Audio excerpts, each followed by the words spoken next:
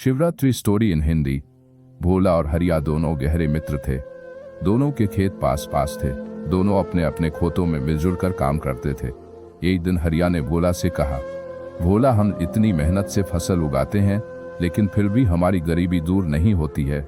हमें कुछ और काम करना चाहिए।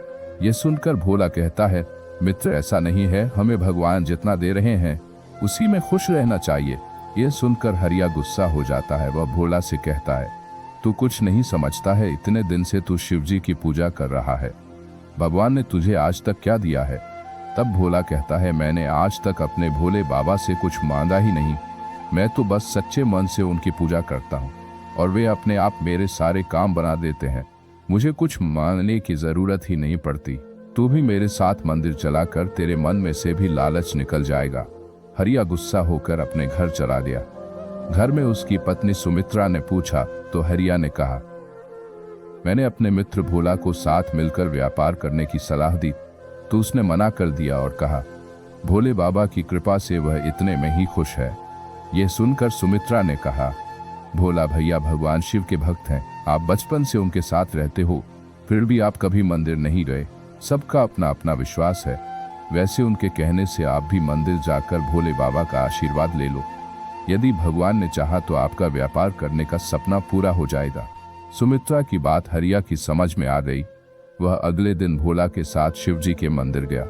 वहां उसने पूजा की और उसके बाद उसने शिवजी से प्रार्थना की, हे प्रभु, मुझे इतना धन दो जिससे मैं व्यापार कर सकूं।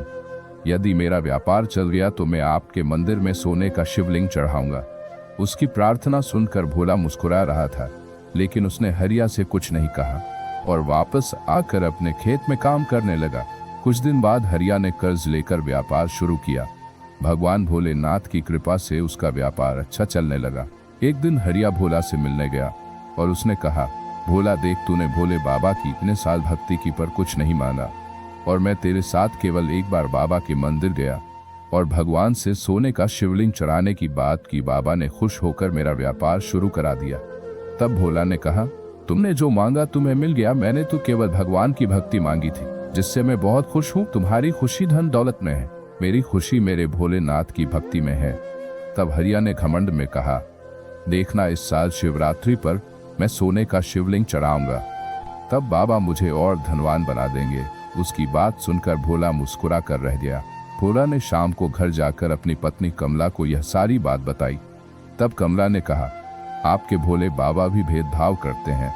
आपके मित्र की एक दिन की पूजा से प्रसन्न होकर उसे धन दे दिया और आप इतने सालों से पूजा पाठ कर रहे हैं। उसका क्या, कल आप भी मंदिर जाकर बाबा से कहना कि आप भी सोने का शिवलिंग चढ़ाएंगे। भोला ने कहा, लेकिन शिवरात्रि में तो कुछ ही दिन शेष हैं। मैं सोने का शिवलिंग कहाँ से लाऊंगा? यदि तू जिद ही करती है तो मैं मिट्टी का शिवलिंग बनाकर चढ़ा दूंगा। उसकी बात सुनकर कमला कुछ नहीं बोली।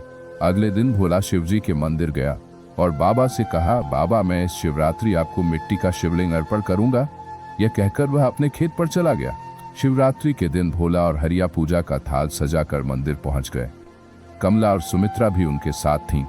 मंदिर में दोनों ने पूजा की। उसके बाद उन्होंने पुजारी से शिवलिंग अर्पण करने के लिए कहा। पुजारी बाबा ने कहा, अपने अपने शिवलिंग पर दूध चढ़ाकर उसे भगवान के चरणों में रख दो। उसकी बात सुनकर हरिया जोर से हंसने लगा। उसने कहा, पुजारी जी, मेरे शिवलिंग पर तो दूध चढ़ जाएगा, लेकिन भोला का शिवलिंग तो मिट्टी का है, दूध चढ़ाते ही वह बह जाएगा। यह सुनकर भोला की आंखों में आंसू आ गए। उसने भोलेनाथ से कहा, बाबा, आज आपके भक्त की परीक्षा है। मेरी निष्काम भक्ति आज धनवानों के आगे फीकी पड़ रही है। मेरी लाज रखना प्रभु। इसके बाद दोनों मित्रों ने अपने हाथ में दूध का लोटा लेकर दूध चढ़ाना शुरू किया। दूध चढ़ाते समय हरिया का सोने का शिवलिंग मिट्टी का बनकर बहने लगा और भोला का शिवलिंग दूध चढ़ते ही सोने का बन गया। ये देखकर भोला खुश हो गया और हरिया रोने लगा। तब भोला ने उसे समझाया, मित्र, भगवान धन से नहीं, मन के भाव से प्रसन्न होते हैं। तुम्हारे पास धन आते ही तुम्हारे मन का भाव घमंड में बदल गया, इसलिए तुम्हारा सोना भी मिट्टी बन गया। और मेरा मन निर्मल था, इसलिए मेरी मिट्टी भी सोना बन गई। ये देखकर भोला खुश हो गया और हरिया रोने लगा।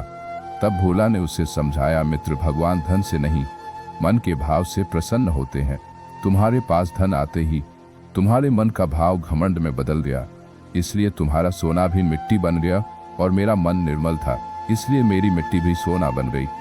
हरिया ने भोला से माफी मांगी और भोलेनाथ के चरणों में गिरकर रोने लगा। भोला ने हरिया से कहा, बाबा के सामने रोने से तुम्हारा मन भी निर्मल हो गया। उसके बाद हरिया और भोला दोनों एक साथ खेती और व्यापार करने लगे। बाबा भोलेनाथ से उनके सारे कष्ट में